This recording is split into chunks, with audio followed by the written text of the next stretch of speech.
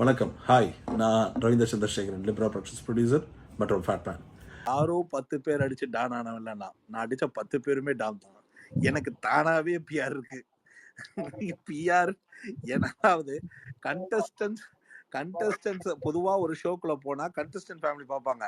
இந்த தடவை நான் உள்ள போறது 7 சீசனோட கண்டஸ்டன்ட் ஃபேமிலியும் பார்ப்பானுங்க. அதனால நமக்கு பிஆர் இப்ப நம்ம ஒரு பேஜுக்கு தம்ப்நெயிலா தான் இருக்கணும். அது கரெக்டா இருக்கமோ தப்பா இருக்கமோ, ஆனா அன்னைக்கு மேட்டர்ல நம்ம தான் ஹெட்லைன்ஸா இருக்கணும். இதெல்லாம் நான் வந்து போனால் ஓகேயா, டெய்லி போட போற, அதாவது இதுல எத்தனை பேர் ரிவ்யூ பண்றீங்களோ, டெய்லி போட போற நான் கொடுக்க போற கண்டென்ட்டே ரிவ்யூவருக்காக தான்.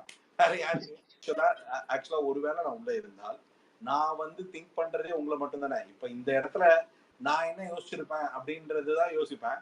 உள்ள இருக்கும் போது அட பாவிகளா, வெளியில எங்களை இப்படிதான் ஏமாத்துறீங்களான்ற மாதிரி தானே அப்படித்தானே இருக்கும் என் பேச்சு.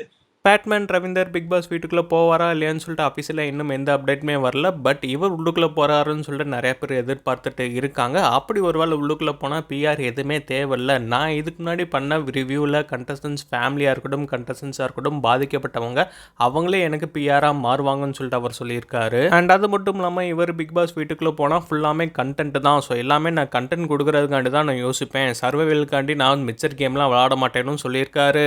ஸோ இவர் பிக் பாஸ் வீட்டுக்குள்ளே போனால் எப்படி இருக்கும், இவர் போனால் நல்லா இருக்குமா இல்லையான்னு சொல்லிட்டு நீங்கள் கமெண்ட் பண்ணலாம்.